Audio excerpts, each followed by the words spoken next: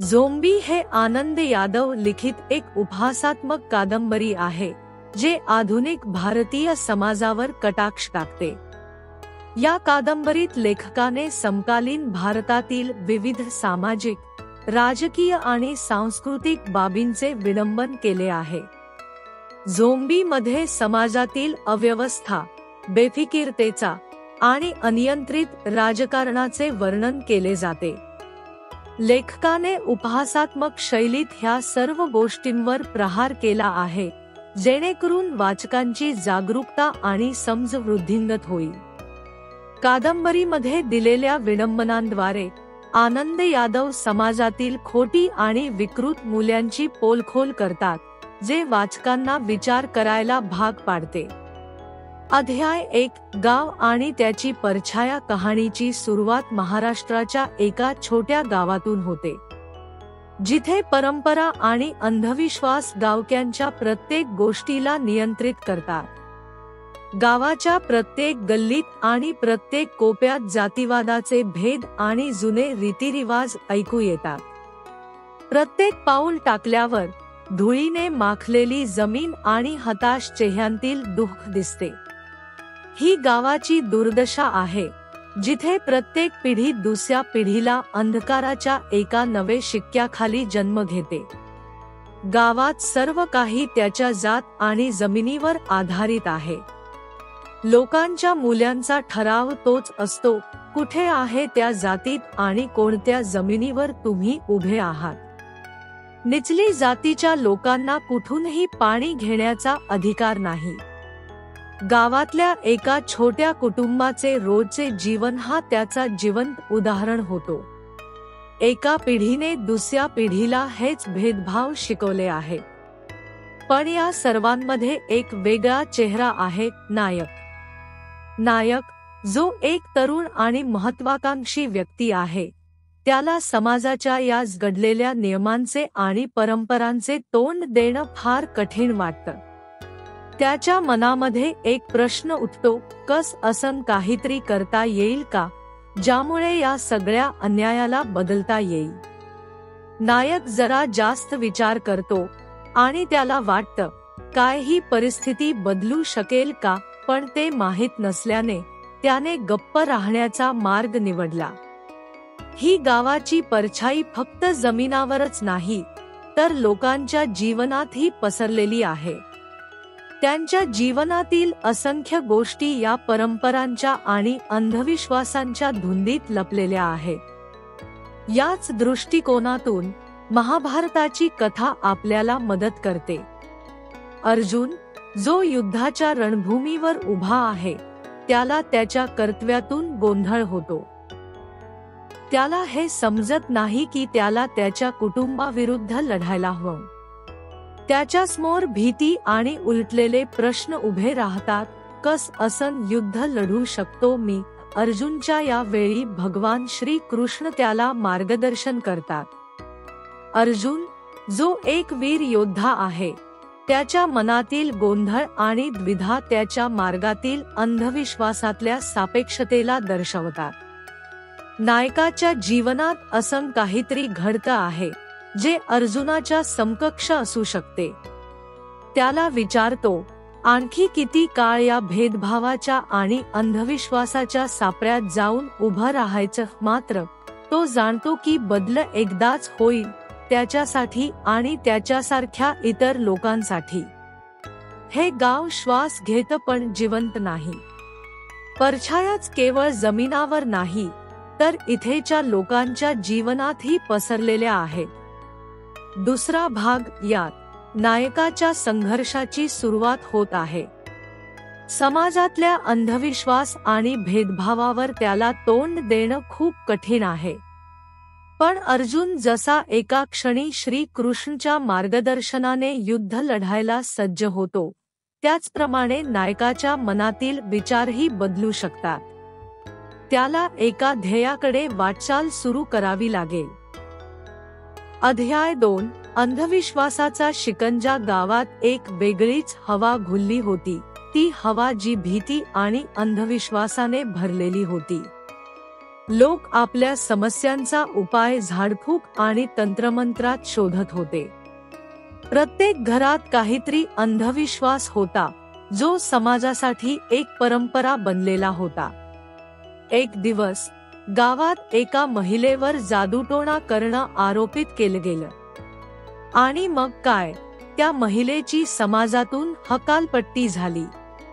तिच्या डोळ्यात निराशा आणि भीतीचं साम्राज्य होतं, पण कुणीही तिची मदत करण्यास तयार नव्हते. सर्वांचं म्हणणं होतं, जर ती महिला योग्य असती तर देव तिला शाप का देईल, तिचं गप्प राहणं हेच तिच्या अपराधाचं प्रमाण मानलं गेलं. गावातील वृद्ध लोक तोंडावर गोष्टी सांगत, जे लोक देवाचा अपमान करतात त्यांना अशाच कष्टांना सामोरे जावं लागतं. देव त्यांना शापित करतो. या गोष्टी देवाच्या प्रकोप आणि शापांच्या गोड गोष्टींच्या भरलेल्या होत्या, पण याच गोष्टींमध्ये किती तथ्य होतं. हे तंत्र आणि अंधविश्वास केवळ एक भय होतं, ज्यामुळे लोक एकमेकांवर नियंत्रण ठेवत होते.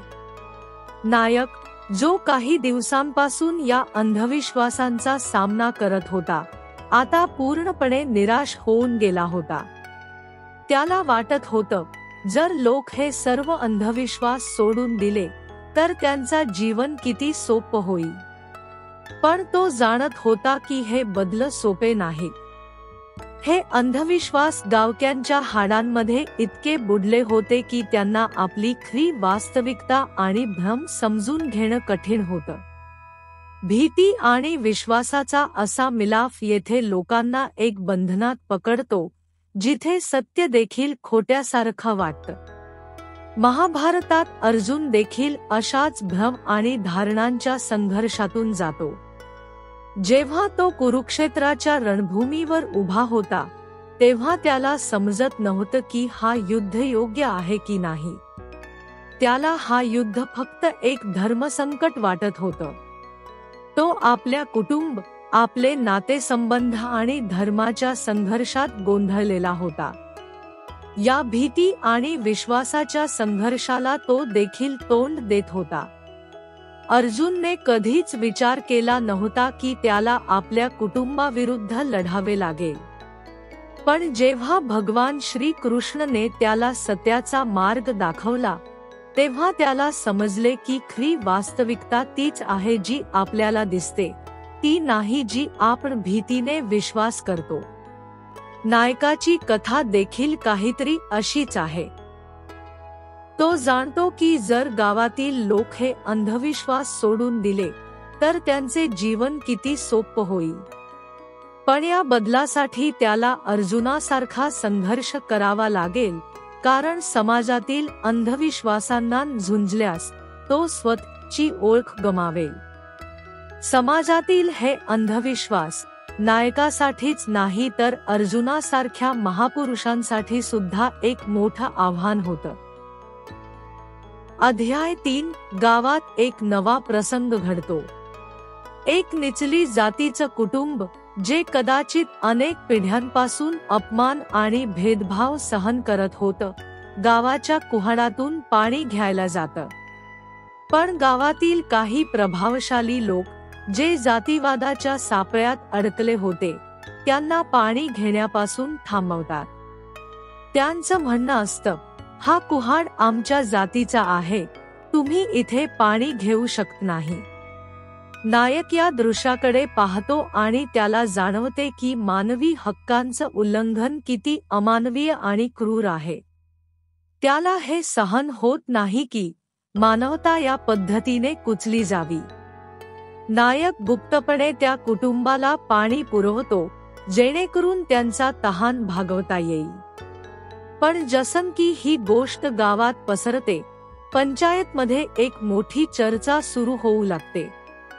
पंचायत सदस्य आपापले मुद्दे मांडायला एकत्र होतात आणि नायकच्या मदतीविरुद्ध अनेक तर्क मांडले जातात. ते म्हणतात, जर आपण या लोकांना पाणी दिलं तर गावातल्या जातीवादी परंपरा मोडतील, आपली ओळख धोक्यात येईल. नायक हे ऐकून आतून थरथर कापतो. त्याच्या डोळ्यांसमोर जातीवादाच्या मुळांचा गर्द आणि गडगडाट होणारा चेहरा उभा राहतो. हा एक कुऱ्हाडीचा प्रश्न नाही, तर संपूर्ण समाजाच्या मानसिकते आणि व्यवस्थेचा एक भाग आहे. त्याच्या जीवनातील सर्व विचार आणि स्वप्ने आता संघर्षात परिवर्तित होतात. तो विचारतो, आपण कधी समानतेच्या दिशेने पुढे जाऊ शकाल का? हा स्वप्न एकदाही पूर्ण होईल का, किंवा तो फक्त पुस्तकांमध्येच राहील? इथे समानता फक्त पुस्तकात आहे, जमिनीवर नाही. महाभारतात देखील अर्जुनचा संघर्ष काहीसा असाच होता. अर्जुन, जो एक पात्र आणि वीर योद्धा होता, जातीवाद आणि सामाजिक भेदभावांनी भरलेल्या समाजात जन्माला आलेला होता. त्याला त्याच्या दोघेही समानतेची आकांक्षा ठेवतात, पण जेव्हा समोर जातीवादाच्या रेषा आणि समाजातील भेद त्यांना थांबवतात, तेव्हा त्यांना असं वाटतं की हा संघर्ष एक लांब काळानंतरच यशस्वी होईल. अर्जुन आणि नायक एक परस्पर संघर्ष. अर्जुनने महाभारतात जेव्हा युद्धाच्या रणभूमीवर उभा राहून प्रश्न विचारले होते, तेव्हा त्याच्या मनात देखील असाच द्वंद्व होता. त्याला त्याच्या धर्माची, कर्तव्यासाठीची आणि समाजातील अन्यायाच्या विरुद्ध उभं राहण्याची लढाई लढावी लागली. नायकसुद्धा समाजाच्या असमानतेशी लढत आहे, ज्यामुळे त्याचं अंतर्मन अस्वस्थ होतं. कधीच बदल होईल का? अर्जुनच्या मार्गाने नायकही आपला मार्ग शोधत आहे, परंतु तो जाणतो की ही लढाई त्याच्यासाठी आणि त्याच्या पुढच्या पिढ्यांसाठी लांब असेल. समाप्ती. अर्जुन आणि नायकाच्या संघर्षात साम्यता आहे. दोघेही समानतेसाठी लढत आहेत, पण ते दोन वेगळ्या कालखंडात आणि संदर्भांमध्ये लढत आहेत. त्यांच्या संघर्षांची गूढता आणि भावना एक आहे, आणि त्यातच आपला संदेश आहे. अध्याय 4. स्वप्ने आणि निराशा. नायकाचे स्वप्न आहे की तो गावातून बाहेर जाऊन शिक्षण घेईल आणि एक स्वतंत्र जीवन जगेल. पण गावातील कठोर सत्य आणि त्याच्या कुटुंबाची आर्थिक स्थिती त्याला वारंवार त्याच्या स्वप्नांच्या मार्गावर अडचण आणतात. एक दिवस नायकाचा परिचय एका शिक्षकाशी होतो. त्या शिक्षकाच्या डोळ्यात एक ताजेपण आहे, एक वेगळा दृष्टिकोन आहे. तो नायकाला पुस्तकांच्या माध्यमातून नवी विचारधारा, नवा दृष्टिकोन आणि एक वेगळं जग दाखवतो. नायक एका वेगळ्या जगाची कल्पनाही करू लागतो, जिथे सर्व काही बदलू शकतं. शिक्षा, समानता, स्वातंत्र्य. परंतु एक दुर्घटना नायकाला कडवट सत्याची जाणीव करून देते. गावात एक गरीब शेतकऱ्याने आत्महत्या केली. त्या शेतकऱ्याचा मृत्यू नायकाच्या मनात धक्का निर्माण करतो. तो विचार करतो, गावातील लोक किती गहिऱ्या निराशेच्या गर्तेत आहेत, कधीच या उंचीवर पोहोचणार नाहीत. नायकाला अचानक भास होतो की त्याचे स्वप्न किती दूर आहे आणि त्याच्या पायाखालची जमीन त्याला कायमच खाली खेचत राहील. त्याचे स्वप्न आकाशात उडत होते, पण जमीन त्याला पुन्हा पुन्हा खाली गाडत होती.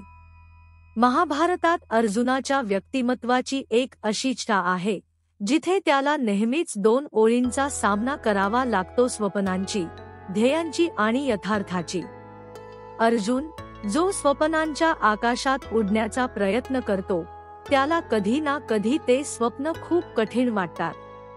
महाभारतात अर्जुन अनेक वेळा इतरांच्या वचनांच्या भाराने नैतिकदृष्ट्या अडचणीत सापडलेला असतो. त्याच्या निर्णयांनी त्याच्या जवळच्या लोकांना दुखावले आहे आणि तो त्याच्या स्वप्नांच्या मोहात गमावलेला असतो. जरी अर्जुनाला अनेक वेळा निराशा आणि अडचणींचा सामना करावा लागला असला, तरी त्याची प्रतिज्ञा ही निरंतर अडचणींवर विजय मिळवण्याची आहे. त्याच्या ताणतणावात आणि निर्णयांमध्ये एक प्रकारची नवा दृष्टिकोन उभा राहतो, जो त्याला संघर्षांच्या वेळी पुढे जाण्याची शक्ती देतो. अर्जुनाच्या संघर्षाची एक लक्षणीय गोष्ट आहे त्याच्या शंकेची आणि निराशेच्या क्षणातील विश्वासाची तुलना नायकाच्या स्वप्नांची हानी आणि त्याच्याशी झगडण्यात केली जाऊ शकते. अध्याय 5 वारसा आणि त्याचे ओझे. हा अध्याय कुटुंब आणि परंपरांच्या संघर्षाला अधोरेखित करतो. नायकाचा वडील, जे जुन्या रीतिरिवाजांचे कट्टर समर्थक आहेत, त्यांना नायकाकडून त्याच विचारांचे पालन अपेक्षित आहे. वडील आणि मुलाच्या विचारधारांमध्ये तीव्र संघर्ष निर्माण होतो. नायकाला त्याच्या वडिलांपासून काही वेगळे करण्याची इच्छा आहे. त्याला नवीन विचार, नवीन दृष्टिकोन हवे आहेत, परंतु त्याचा वडील त्याच्यावर जुन्या परंपरांचे बंधन लादतात. एक दिवस वडील त्याला बोलावून म्हणतात, तुला जर माझ्या पावलावर पाऊल ठेवून चालायचं नसेल तर तू याच कुटुंबाचा हिस्सा कसा राहशील. नायक त्याच्या मनातील विचार व्यक्त करत म्हणतो, तुम्ही जे काही सांगत आहात ते ठीक आहे, पण मी माझ्या भविष्याचा निर्धार करू इच्छितो. तुमचे वारसामध्ये जणू काही हाडांचीच किंमत आहे, पण मला त्यापलीकडे काही पाहिजे. पण वडील त्याला म्हणतात, तुमच्या अशा विचारांनी कुटुंबाला धक्का लागेल. तुमच्या बापाच्या कष्टांची अनदेखी करू नका. नायकाच्या आत्म्याला त्याच्या वडिलांचा वारसा आणि कुटुंबाच्या अपेक्षांचा दबाव जड होतो, परंतु त्याच्या स्वप्नांना तो उडण्यासाठी बाधा ठरवू शकत नाही. महाभारतात अर्जुनाचा उदाहरण घेतल्यास त्याच्या कुटुंबाच्या परंपरेचे ओझे त्यावर कधी कधी जड होईल. त्याच्या वडिलांचा आदर्श आणि त्याची कर्तव्ये अर्जुनाच्या आस्थेला बनवण्यात गडबड करतात.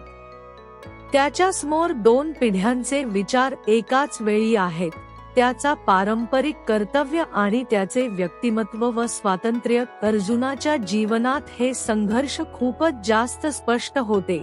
त्याला त्याच्या स्वधर्म आणि परंपरेचे भान ठरवावे लागते, मात्र त्याला स्वतःचे निर्णय घेत असताना त्याच्या आयुष्यातील असंख्य उलटसुलट अनुभवांचा सामना करावा लागतो.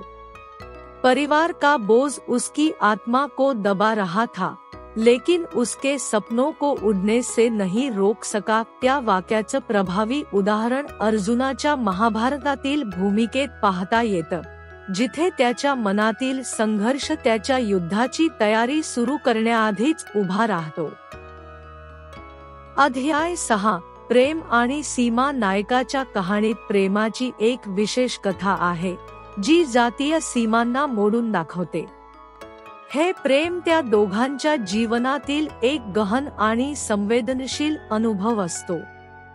दोघेही एकमेकांशी प्रेम करतात, परंतु त्यांच्या समाजातील जातीय भेद त्यांना एकमेकांपासून दूर ठेवण्याचा प्रयत्न करतो. या प्रेमकथेने गावात एक मोठा वाद निर्माण केला.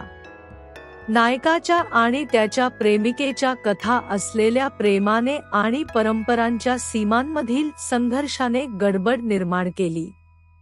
एखाद्यात ते दोघं एकमेकांपासून लपून भेटतात आणि त्याच्या प्रेमाची गोडी ऐकून नायक म्हणतो, प्रेम म्हणजे केवळ 2 हृदयांचं मिलन नाही. प्रेम म्हणजे 2 वेगवेगळ्या विचारधारांचं मिलन आहे, जे समाजाच्या कडवट सीमांमध्ये बनवायला हवं. त्याच्या प्रेमिकेने त्याला विचारलं, तुम्ही असं का विचारता? आमचं प्रेम तसा कुणी थांबवू शकतो का?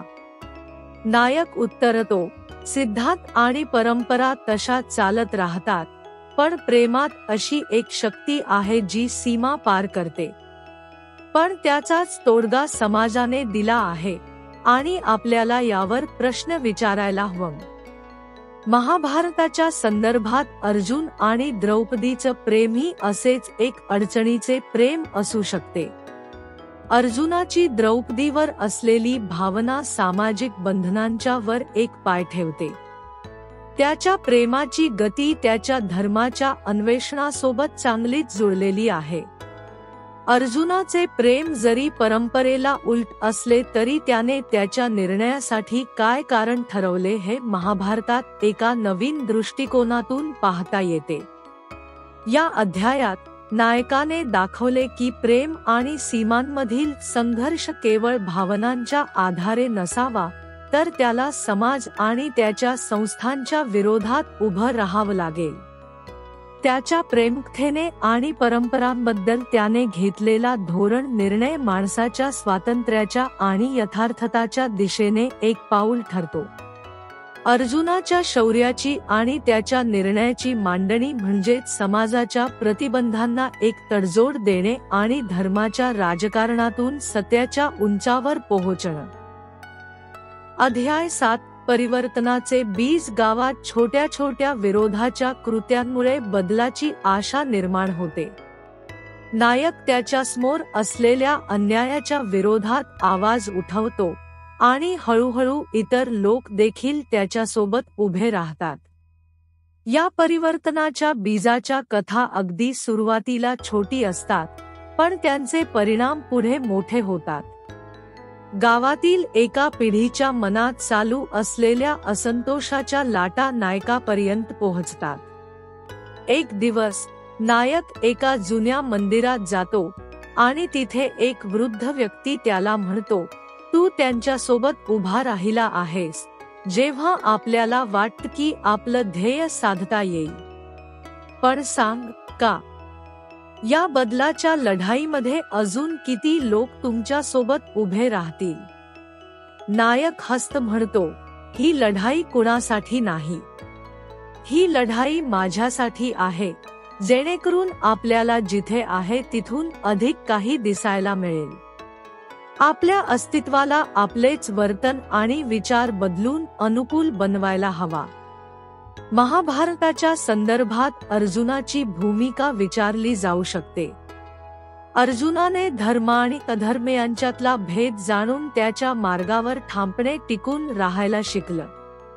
तो कधीच आपल्या मित्रांना सोडून जाणारा नाही, जरी त्याला त्या लढाईत भयंकर परिस्थितींचा सामना करावा लागला. अर्जुनाचे संघर्ष म्हणजे एक यशस्वी परिवर्तनाची सुरुवात होय. अर्जुनाने जर आत्मविश्वास राखला नसता तर कदाचित कौरव आणि पांडव यांच्यातील युद्ध झालं असतं. नायक आपल्या संघर्षात विचार करतो की प्रत्येक विरोधाची आग आपली दिशा बदलू शकते. कधी कधी एकटा लढणं आवश्यक असतं. यशाची परिभाषा म्हणजे लोकांच्या रायवर निर्भर नाही. या सर्व परिस्थितीमधून नायकाची भूमिका सशक्त होते. त्याने इतरांना दाखवून दिलं की परिवर्तनाची दिशा व्यक्तीच्या आतूनच सुरू होते. जर तो ठाम असला तर खूप मोठा बदल एकट्यानेच घडवता येईल. अध्याय 8. समाजाची विद्रुपता. या अध्यायात कथा एक नवीन वळण घेत आहे. नायकाने गावात काही बदल घडवून आणण्यासाठी एक गुप्त योजना बनवली होती. तो पाहतो की गावातील काही युवक बदलाच्या दिशेने चालत आहेत, पण ते देखील समाजाच्या दबावाखाली आहेत. जातीवाद आणि अंधविश्वासाच्या मुळांना इतके गहरे जखम केले आहेत की हा बदल आणणे फार सोपे नाही. नायकाचा संघर्ष आता केवळ व्यक्तिगत न राहता सामूहिक बनतो. गावातील लोकांना आता समाजातील विद्रुपता आणि त्याचे विविध पैलू दिसायला लागतात. त्या विद्रुपतेमध्ये एकमेकांच्या विश्वासावर आणि आस्थावर खेळ करणारे असंख्य लोक आहेत. या संदर्भात एक किस्सा आहे जिथे काही युवकांना जातीवादाविरुद्ध लढायला सांगितले जाते, पण ते संकोच करत आहेत. त्यांना हे समजत नाही की त्यांचा समाज काय त्यांना स्वीकारणार आहे आणि त्या भयानक भेदभावांपासून त्यांना कसा परत जाऊ दिला जाईल. गावातील एक वयोवृद्ध माणूस नायकाशी बोलताना त्याला म्हणतो, पोर, तू बदल सांगतोस ना, पण बदल ही एक शाप बनतो. आपल्याकडून पुढच्या पिढीला काय उत्तर द्यायला? हीच विचारांची समृद्धता का? समाजातील विद्रुपता आणि त्याच्या कडव्या सत्याचा सामना करताना नायकाला असं कळतं की सच्चाईला खरे मानले तरी लोक त्याला स्वीकारू इच्छित नाहीत.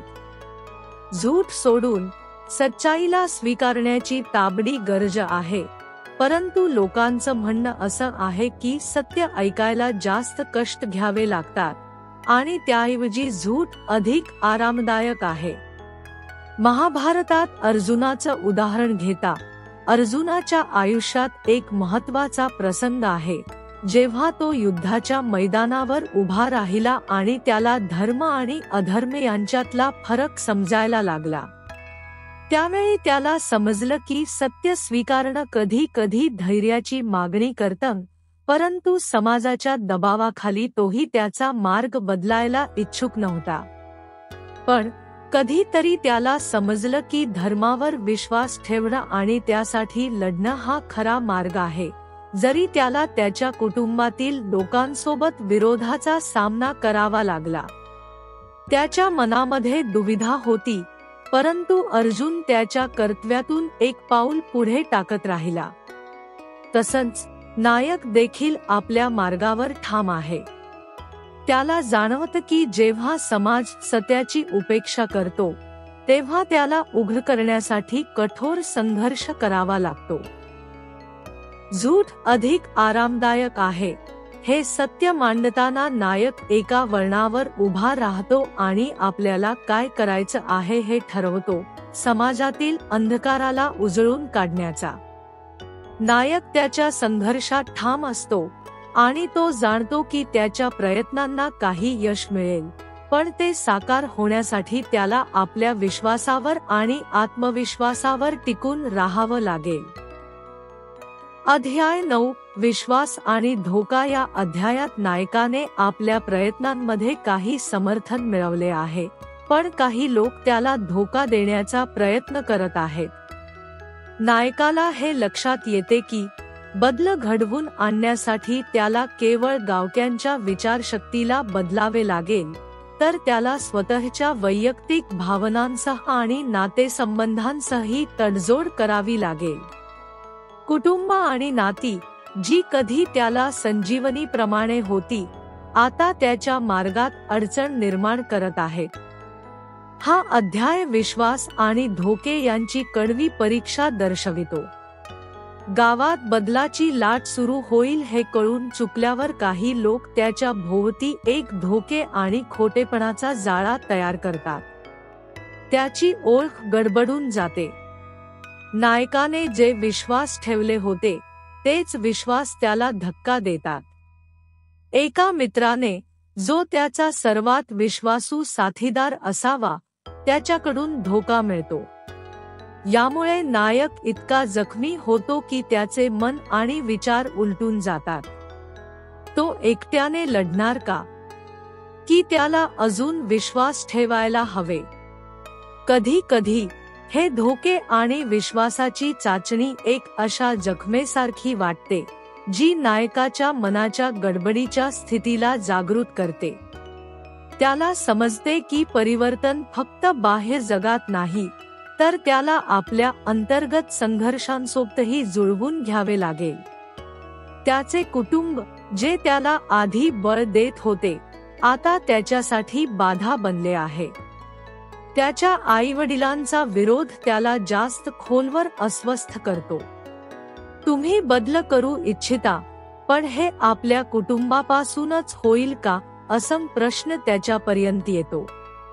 आशा आणि निराशेच्या या वळणावर नायक आपल्या आंतरिक विश्वासावर आधारित मार्ग निवडतो. वह हर कदम पर गिरता है, लेकिन अपने विश्वास को नहीं छोड़ता. यही उसकी शक्ती है. या शब्दांनी त्याच्या अंतर्मनाला पुन्हा एक उभारी मिळवली आणि त्याला विश्वास होता की त्याचा मार्ग अखेर योग्य आहे.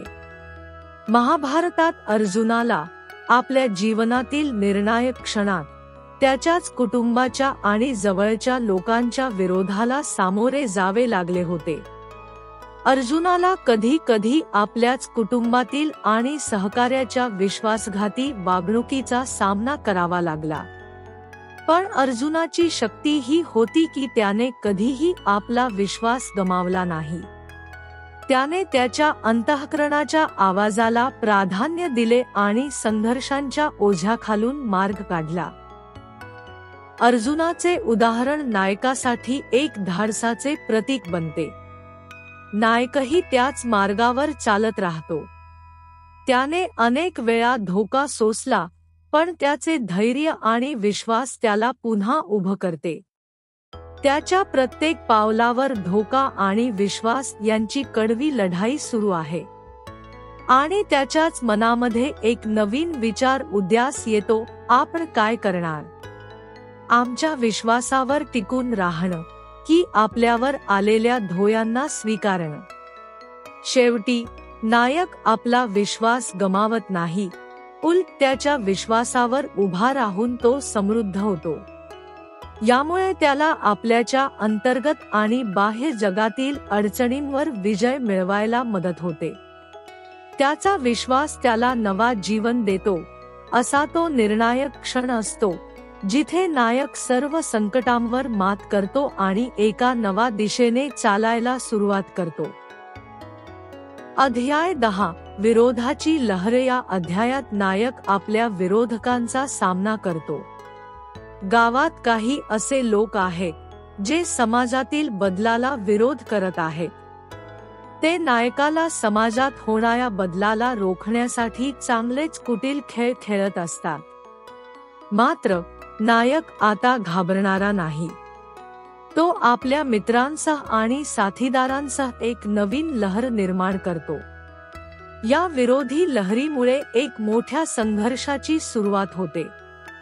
या संघर्षात नायकाला अनेक कठीण प्रसंगांचा सामना करावा लागतो, पण त्याच्यातील जिद्द त्याला प्रत्येक वेळी उभे राहायला शिकवते. नायकाच्या संघर्षाची ही कथा आपल्याला दाखवते की बदलाच्या मार्गावर विरोध आणि संघर्ष हे अपरिहार्य घटक असतात. जेव्हा कोणतीही नवीन क्रांती सुरू होते तेव्हा तिला विरोध करणारे लोक असतात. हे विरोधी लोक नायकाला खूप संकटात टाकतात, पण त्याचा समृद्ध विश्वास आणि धैर्य यामुळे त्याला सर्व अडचणींवर मात करता येते. नायक तो नाही जो कधीही पडत नाही, पण तो जो प्रत्येक वेळी पडून पुन्हा उभा राहतो. असे नायकाचे शब्द गावातील लोकांच्या मनात ठरवले जातात. हे त्याचे धैर्य आणि साहस दर्शविते. ज्यावेळी त्याला वाटतं की त्याच्या सर्व प्रयत्नांचे काहीही उपयोग होणार नाही, तेव्हा एक नवा विचार त्याच्या मनात येतो. जिथे एक बदलाची पहिली वादळ सुरू होते तिथे त्याला विरोध करणारे वादळ उभे राहतात, पण ह्या वादळाचे थांबवणारे अजून एक वादळ तयार होऊ शकते. हे विचार त्याला पुन्हा एक उभारी देतात. त्याला सापडलेली लहानशी वाट फुलवते आणि त्याच्या डोक्यातले शंकेचे मळकटलेले विचार साफ होतात. सर्वात मोठा विरोध जो नायकाला भेडसावत असतो तो म्हणजे त्याचे स्वतःचे कुटुंब आणि जणू शाळेच्या किंवा गावाच्या इतर वयोवृद्ध लोकांचे. त्यांच्याकडून नायकाला होणाऱ्या प्रत्येक वाईट गोष्टींवर अत्यंत साधा विरोध ऐकायला मिळतो. पण नायक इथे थांबतो नाही. त्याच्या मनातील विचारांची जाळी घट्ट होत असते आणि त्याने एक नवा मार्ग शोधला आहे, ज्याला तो आत्मविश्वासाची लहर म्हणतो. महाभारतात अर्जुनाची कथा यादृच्छिक परिस्थितीवर लागू होऊ शकते. अर्जुनाच्या जीवनातही त्याने अनेक वेगळ्या अडचणींचा सामना केला, विशेषतः कुरुक्षेत्राच्या रणभूमीवर.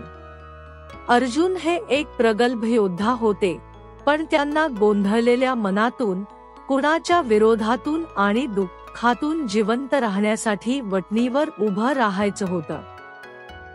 अर्जुनाच्या जीवनाच्या या संघर्षात, त्याच्या लढायांच्या कठीण क्षणातही त्याला कधीही गहाण पडायला नको आणि त्याच्या विरोधकांपासून त्याला शरणागती हवी नव्हती. नायकही अर्जुनासारखा उभा राहतो आणि त्याच्या विरोधकांच्या आक्रमणांचा सामना करतो. तुम्ही मला अडचणीत आणण्यासाठी अनेक रणनीती तयार कराल, पण मी एकच मार्ग दाखवतो, माझ्या विश्वासाच्या आणि साहसाच्या मार्गावर, असे नायक आपल्या विरोधकांना सांगतो. यामुळे त्याच्या विरोधकांना समजतं की जेव्हा तुम्ही विरोध करणार असता तेव्हा तुम्हाला एक जबरदस्त धैर्य असलेल्या नायकाचा सामना करावा लागेल, जो कधीही थांबणार नाही. अखेरकार नायकाच्या संघर्षाची ही लहर एक निर्णायक वळण घेते. त्याचे मित्र, त्याचे कुटुंब आणि त्याच्या समाजातील सर्व लोक एकजूट होतात आणि त्याला ख्या बदलासाठी सामर्थ्य देतात. विरोधाच्या वादळामध्ये ही लहर एक विश्वासाची आणि परिवर्तनाची लहर बनते. त्याच्या संघर्षाची ताकद आणि त्याच्या विश्वासाचे सामर्थ्य एका नवीन युगाची सुरुवात करतं. याचं प्रतीक महाभारतात अर्जुनाच्या धर्मयुद्धाशी संबंधित आहे, जिथे अर्जुनाने आपल्या प्रत्येक विरोधकावर विजय मिळवला आणि एक नवा मार्ग दाखवला. याच प्रकारे नायकाची लढाई आणि संघर्ष कधीही थांबत नाही आणि त्याची जीवनशक्ती त्या बदलाच्या लहरीला साकार करते.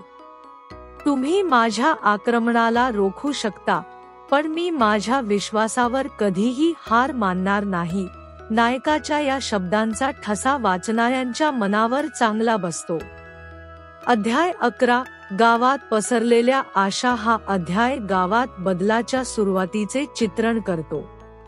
नायक आणि त्याचे समर्थक हळूहळू गावक्यांना त्यांच्या विचारात बदल घडवण्यास यशस्वी होतात.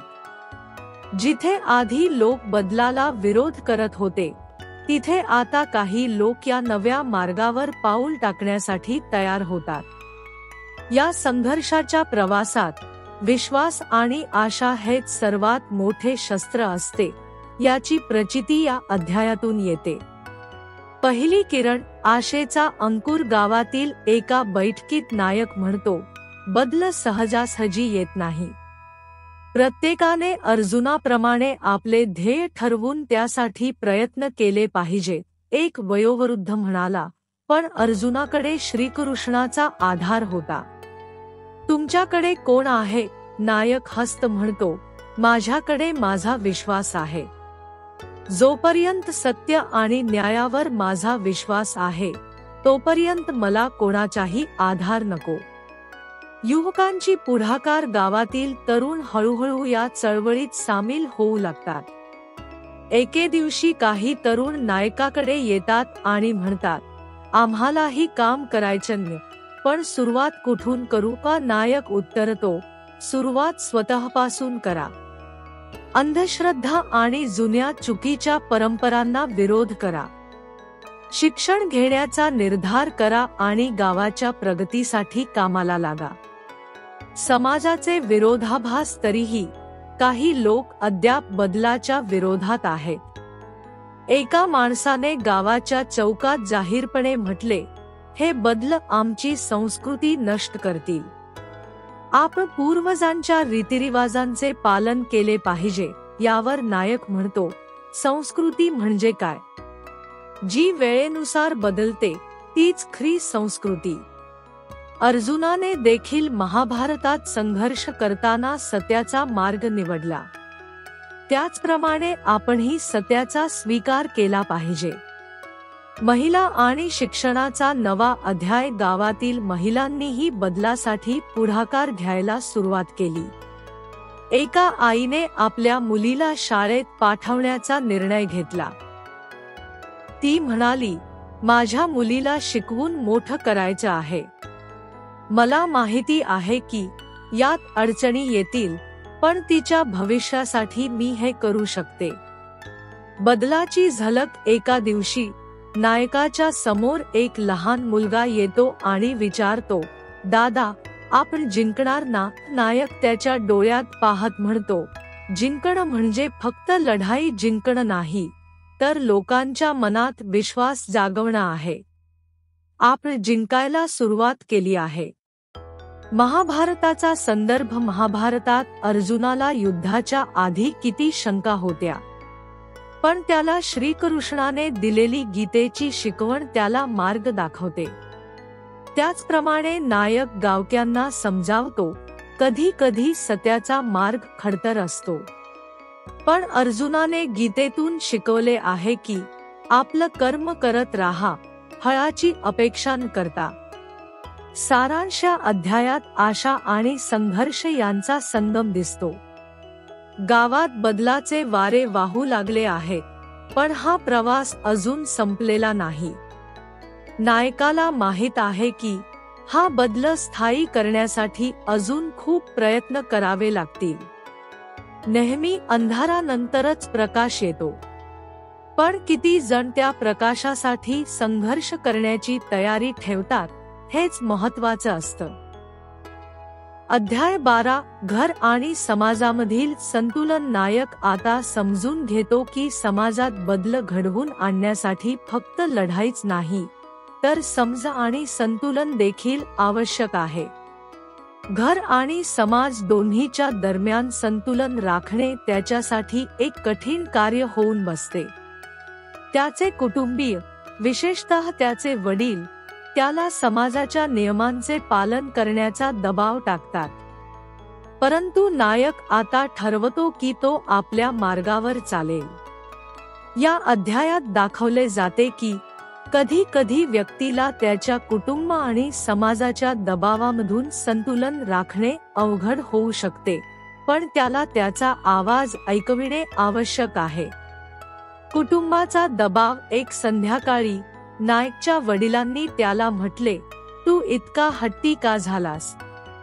समाजाच्या पद्धतींना विरोध करण्याने काही साधत नाही. आपल्याला ज्यामुळे फायदा होतो त्या पद्धतींचा पालन करा. नायक शांतपणे उत्तर देतो, वडील, महाभारतात अर्जुन नेहमीच आपल्या धर्मासाठी लढला. त्याने जेव्हा आपल्या कुटुंब आणि समाजाच्या दबावाचा सामना केला तेव्हा त्याने सत्याचे पालन केले. मी देखील तेच करीत आहे. मांचा समर्थन. त्यानंतर त्याची आई त्याच्याकडे येऊन म्हणाली, माझ्या मुला, मी तुझ्या निर्णयाचे समर्थन करते, पण लक्षात ठेव, तू जो संघर्ष करत आहेस तो फक्त समाजात नाही, कुटुंबातही आहे.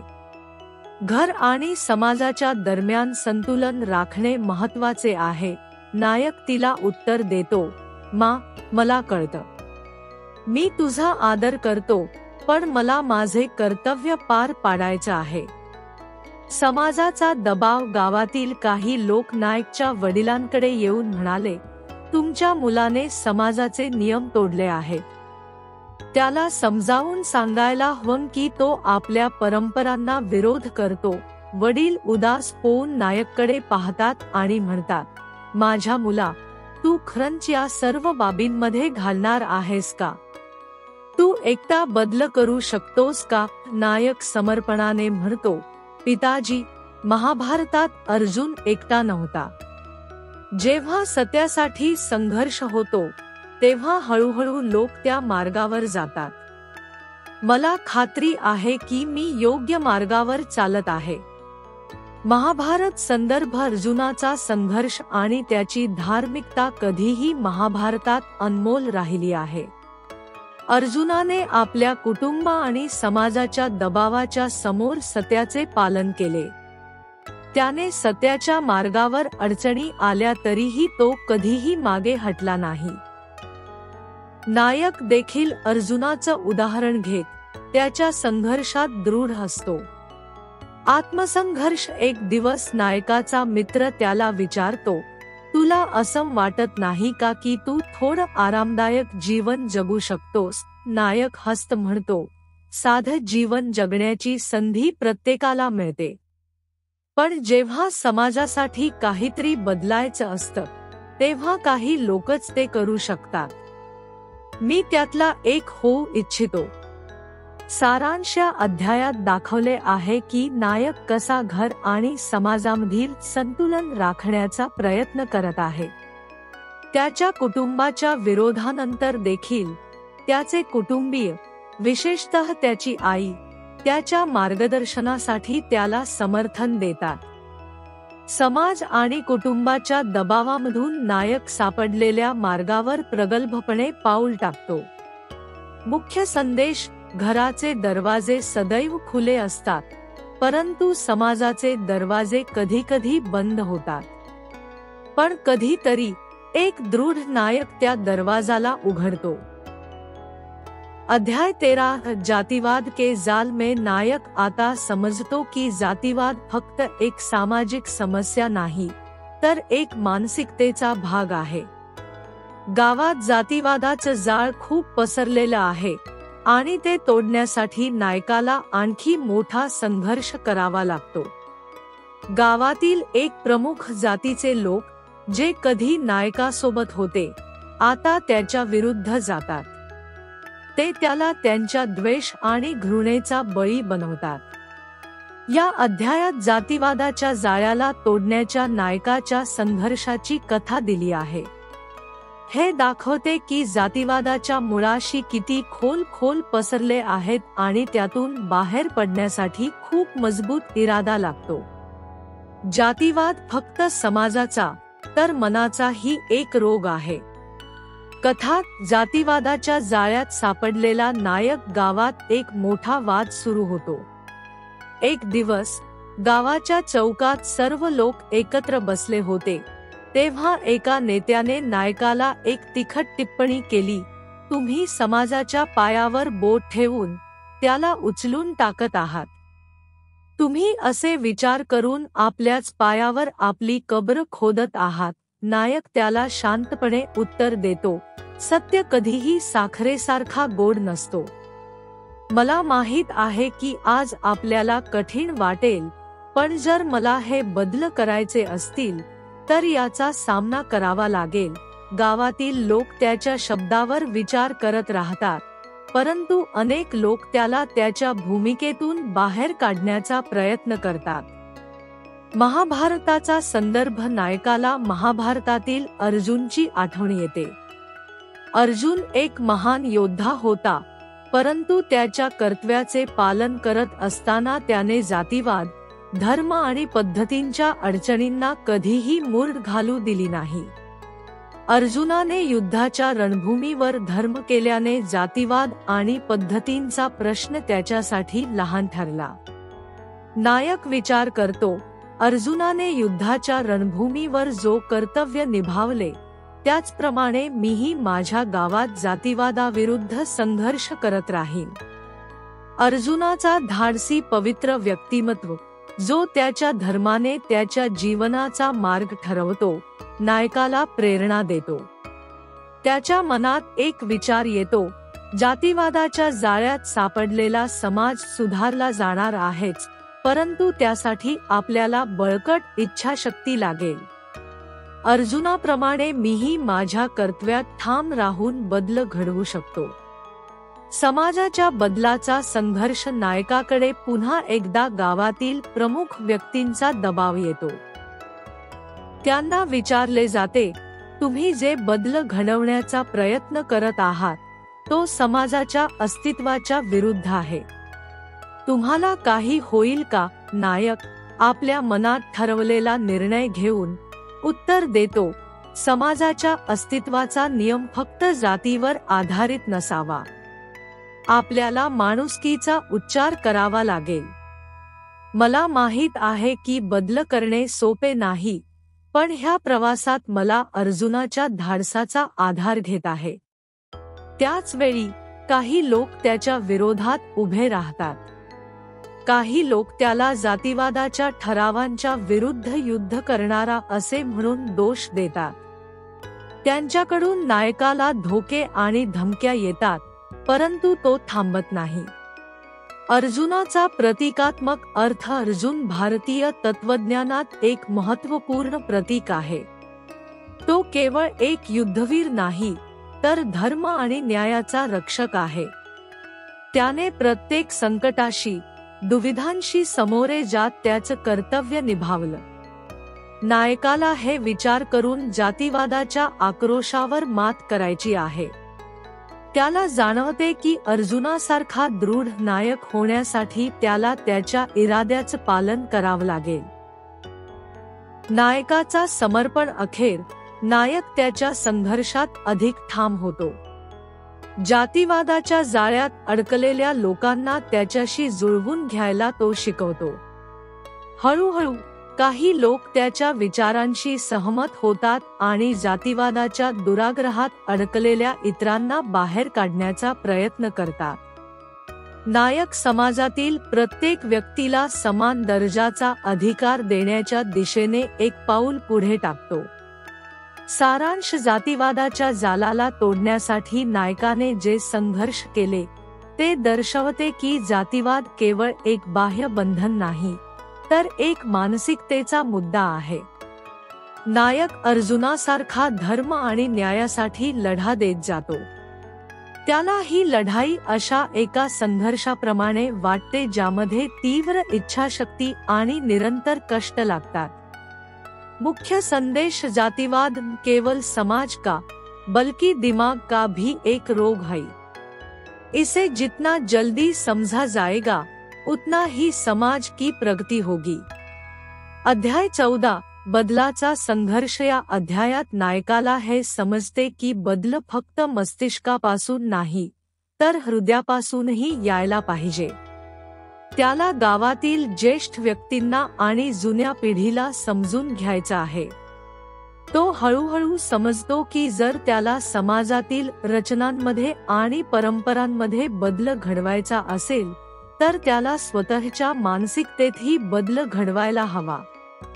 हे अध्याय सांगतो की सामाजिक बदल फक्त बाह्य संघर्षापासून नाही, तर अंतर्निहित जागरूकतेतून होऊ शकतो. आंतरिक जागरूकतेपासूनच बाह्य बदल शक्य आहेत. कथा. नायकाचा बदलाचा संघर्ष. गावातील चौपालावर एक दिवस नायक आणि त्याचे काही मित्र एकत्र आले होते. त्यांना जातीवाद आणि परंपरांविरुद्ध संघर्ष करताना खूपच वेळ लागला होता. पण आता नायकाला हे समजते की फक्त बाह्य संघर्ष पुरेसा नाही. तो एका जुन्या पुरुषाला म्हणतो, आपण खूप लढा दिला आहे, खूप काही साध्य केलं आहे, पण आपली विचारशक्ती बदलण्यासाठी आपण काही केलं का? जर आपल्याला समाजातील बदल घडवायचे असतील तर आपल्याला पहिले आपली मानसिकता बदलण्याची गरज आहे. त्यावर त्या बुजुर्ग माणसाने सांगितले, तुम्ही बरोबर आहात मुला. बदल तो आपल्या आतूनच सुरू होतो. समाज बदलण्यासाठी आपल्याला आपली विचारशक्ती बदलावी लागेल. नायकाला समजते की समाजातील बदल बाह्य संघर्षाची नाही, तर अंतर्निहित जागरूकतेची गोष्ट आहे. महाभारतातील अर्जुनाचा संदर्भ. महाभारतात अर्जुनाचे पात्र ही आंतरिक संघर्ष आणि जागरूकतेचे प्रतीक मानले जाते. जेव्हा अर्जुन युद्धासाठी तयार होतो तेव्हा त्याला संकोच वाटतो, त्याच्यात आत्मसंदेह असतो. भगवान श्री कृष्ण त्याला गीतेच्या माध्यमातून समजावतात, अर्जुन, तुझे विचार तुझ्या मनाचा अडथळा आहेत. हे फक्त तुझेच नाही, तर संपूर्ण समाजाचे बंधन आहेत. तू त्यांचा सामना करायला हवा, जेणेकरून तू आपल्या कर्माचा मार्ग हाती घेशील. याच गीतेच्या उपदेशामुळे नायकाला प्रेरणा मिळते. अर्जुनाच्या उदाहरणाने त्याला समजते की बदल घडवण्यासाठी आपल्याला फक्त बाह्य संघर्ष नव्हे, तर आपल्या मनाचा, आपली विचारशक्ती आणि आतल्या संकोचाचा संघर्ष करावा लागेल. नायकाची आंतरिक जागरूकता. नायक आता आपल्या आंतरिक संघर्षाला समजून घेतो. तो आता जाणतो की त्याची खरी शक्ती केवळ बाह्य संघर्षात नाही, तर आपल्या विचारधारेत आणि मानसिकतेत आहे. त्याला समजते की सकारात्मक विचार आणि आंतरिक जागरूकता हाच तो मार्ग आहे ज्यामुळे तो खरा बदल घडवू शकतो.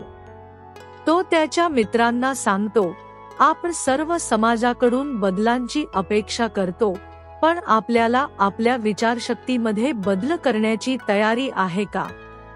बदलाची सुरुवात आपल्या विचारधारेतूनच होईल. जेव्हा आपण आपले विचार बदलू तेव्हा समाजही आपल्याला बदलताना दिसेल. नायक आता बाह्य संघर्षाऐवजी आंतरिक जागरूकतेच्या मार्गावर चालण्याचा निर्धार करतो. त्याला समजते की जर तो स्वतःच्या आतल्या बदलाची दिशा योग्य ठरवू शकला तर तो इतरांना देखील प्रेरित करू शकतो. अर्जुनाचा प्रतीकात्मक अर्थ. अर्जुन भारतीय तत्वज्ञानात आंतरिक संघर्ष आणि जागरूकतेचे प्रतीक आहे.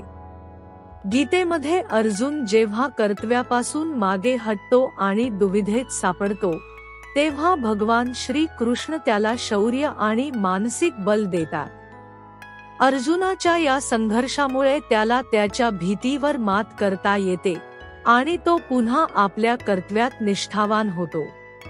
अर्जुनाच्या मार्गदर्शनामुळे नायकाला हे समजते की बदल सर्वप्रथम आपल्या मनामध्ये घडवावा लागतो. तो समजतो की समाजात खरी क्रांती घडवण्यासाठी त्याला आपल्या मानसिकतेत बदल आणण्याची आवश्यकता आहे. समाजात आंतरिक बदलाची आवश्यकता नायक आता समजून घेतो की आंतरिक जागरूकता हीच खरी क्रांती आहे. त्याला खात्री आहे की फक्त बाह्य संघर्षाने समाजात बदल होईल असं नाही. समाजात खरे बदल घडवायचे असतील तर व्यक्तीला स्वतःच्या आतल्या विचारशक्तीतील परिवर्तन घडवायला हवं. तो एका महिलेला सांगतो, आम्ही जे काही पाहिलं आहे तेच आमच्या विचारशक्तीला आकार देतं. आपल्याला आपल्या विचारधारेत बदल करण्याची गरज आहे. जेव्हा आपण बदल करतो तेव्हा समाज सुद्धा बदलतो. नायक आता समजतो की समाजात बदल घडवण्यासाठी त्याला स्वतःच्या आतल्या विचारशक्तीला सुसंस्कृत करावा लागेल. सारांश शेवटी नायक हे समजतो की बाह्य संघर्ष आणि आंतरिक जागरूकता यांचा समतोल राखूनच समाजात खरा बदल घडवता येईल. केवळ बाह्य संघर्षाने बदल होणार नाहीत, परंतु आंतरिक जागरूकता आणि बदल हेच खरे स्थायी परिवर्तन घडवतात. मुख्य संदेश आंतरिक जागरूकतेपासूनच बाह्य बदल शक्य आहेत. अध्यक्ष 15 नायकाचा निर्णय. नायक आता एक मोठा निर्णय घेतो. तो समाजाच्या विरोधात नाही तर त्याच्याशी एकत्र येऊन बदल घडविण्याचा मार्ग निवडतो. त्याला समजते की बदल केवळ विरोधातून नाही तर एकत्र काम केल्यानेच येईल. या अध्यायात नायकाच्या व्यक्तिमत्वातला बदल दाखवला जातो. तो आता एक खरा नेता बनला आहे जो लोकांसोबत काम करतो. खरा नेता तो नाही जो लोकांशी लढतो, पण तो जो लोकांना सोबत घेऊन चालतो. हे शब्द नायकाच्या मनातील गडबड आणि आत्मसंघर्ष दाखवतात. त्याच्या निर्णयामुळे तो केवळ बाह्य संघर्ष न करता समाजातील बदलाची आंतरिक आवश्यकता समजून त्यावर काम करतो.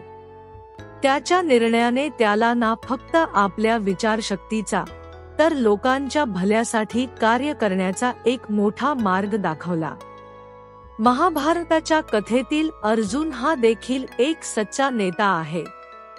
अर्जुन जेव्हा कर्तव्य आणि धर्माच्या मार्गावर निवड करत होता तेव्हा श्रीकृष्णाने त्याला सांगितले की तुम्हाला लोकांसाठी काम करणे आहे. तुम्ही तुमच्या शौर्य आणि न्यायासाठी लढत आहात. अर्जुनच्या कथेतील संघर्ष, त्याची मनोवृत्ती आणि नेतृत्व समाजातील प्रत्येकाच्या दृष्टिकोनात गुण देतो. आधुनिक समाजात अर्जुनाच्या या दृष्टिकोनाचा साक्षात्कार होतो. तो फक्त प्रतिकार आणि लढाई करत नाही, तो समाजाच्या सहयोगाने प्रत्येकाच्या भल्यासाठी कार्य करतो. त्याचं नेतृत्व समज, सद्भावना आणि सामूहिक कामावर आधारित असते. नायकाची ही जडणघडण आणि त्याच्यातील नेतृत्वाचा ठळक बोध आपल्याला शिकवतो की खरा नेता तोच असतो जो समाजाची एकजूट साधतो, ना की त्याच्याशी लढतो. अध्यक्ष 16 एक नवीन सुरुवात. कहाणीच्या शेवटी नायक आणि गावातील लोक एक नवीन सुरुवात करतात. अंधश्रद्धा, जातीवाद आणि सामाजिक भेदभावाची मुळे आता कमकुवत झाली आहेत. गावात एक नवीन विचारधारा जन्म घेत आहे आणि लोक आता बदलाच्या बाजूला उभे राहतात. हा अध्याय बदलाच्या आशेसह सुरू होतो आणि वाचकांना हे विचार करण्यास भाग पाडतो की खरंच समाजात बदल होऊ शकतो का, किंवा तो फक्त एक स्वप्नच होता. नवीन सकाळ कधी ना कधी येते, फक्त तिला ओळखण्याची आवश्यकता असते. हे वाक्य नायकाच्या मनातील शक्ती आणि विश्वास दर्शवते. त्याला माहित आहे की बदलाच्या वेळेची ओळख करणे महत्त्वाचे आहे. ज्याप्रमाणे एक नवीन दिवस येतो तशीच सामाजिक बदलाची वेळ कधी ना कधी येणारच आहे. महाभारतात अर्जुनाचे पात्र खूपच महत्त्वाचे आहे. अर्जुन त्याच्या जीवनाच्या संघर्षात नेहमीच सामाजिक आणि मानसिक बदलाच्या मार्गावर होता. त्याचं कर्तृत्व हे त्याच्या अंतर्मनातील जागरूकतेचा परिणाम होतं, जे त्याने श्री कृष्णाकडून शरण घेतल्यावर साधलं. श्री कृष्णाने अर्जुनाला सांगितलं, तुला धर्मासाठी युद्ध करायचं आहे. हे वाक्य अर्जुनाच्या आंतरिक परिवर्तनाचे प्रतीक ठरले. त्याचप्रमाणे नायकाला देखील समाज बदलवण्यासाठी आतून तयार होणं आवश्यक होतं. नायकाच्या मार्गावर असंख्य अडचणी होत्या, पण त्याने या अडचणींवर विजय मिळवला. तेव्हा तो आणि गावातील लोक एकत्र येऊन एक नवीन सुरुवात करतात. बदल हा एक संघर्ष असतो, पण त्यात एक महान विचारधारा आणि एकत्र काम करण्याची इच्छा असली तर तो निश्चितच साधता येतो. हे अध्याय समाजात खरा बदल होण्यासाठी लोकांच्या मनामध्ये जागरूकतेची आवश्यकता दर्शवतो.